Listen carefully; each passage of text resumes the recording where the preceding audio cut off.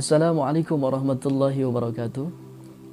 Saudaraku, sahabat cerpen, hari ini tanggal 21 April, hari ibu kita Kartini. Beliau wanita yang cerdas. Beliau adalah sosok yang kritis dalam mencari kebenaran.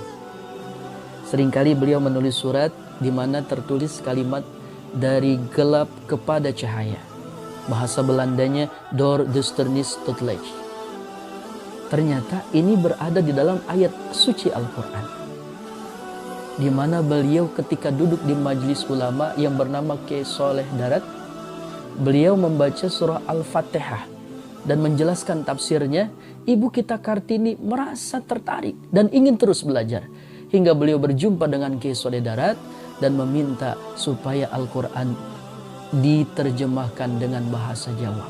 Akhirnya Kiai Soleh Darat merasa tertarik dan juga melihat banyak segi manfaatnya dan memberikan banyak maslahat buat masyarakat Jawa, khususnya pada waktu itu. Maka beliau mengarang kitab namanya Faizur Rahman fi Tafsiril Quran, terdiri dari 13 juz, berawal dari surah Al-Fatihah sampai surah Ibrahim, jilid pertama. Maka ketika ibu kita Raden Kartini menikah, dihadiahkanlah tafsir tersebut.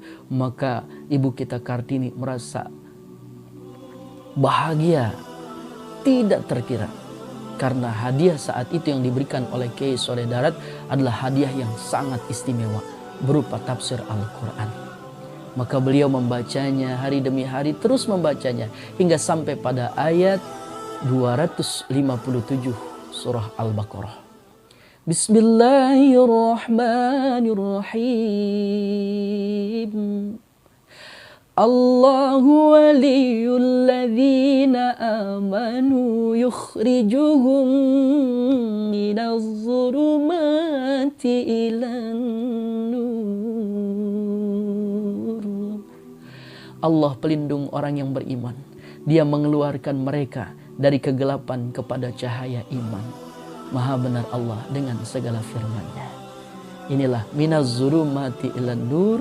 Beliau baca berulang-ulang hingga beliau seringkali menulis surat dari gelap kepada cahaya, door duisternis tot licht. Ini kisah beliau. Ternyata beliau adalah sosok wanita yang gemar membaca Al-Quran dan terus kritis mencari kebenaran, menjadikan Al-Quran sebagai pedoman.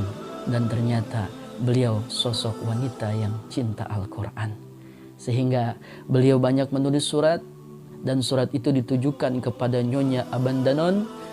Apa keinginan beliau? Beliau, ibu kita Kartini, kepingin mendapatkan gelar tertinggi, menjadi hamba Allah Subhanahu wa Ta'ala, Abdullah.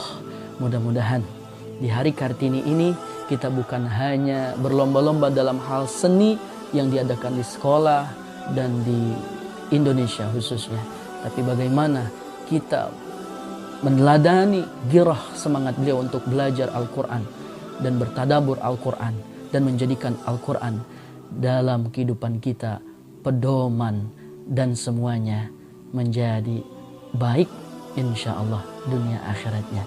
Mudah-mudahan kita doakan ibu kita Raden Kartini mendapatkan tempat yang terbaik di sisi Allah Subhanahu wa Ta'ala, dan kita bisa mengambil hikmah dari peristiwa dan kehidupan beliau di masa lalu.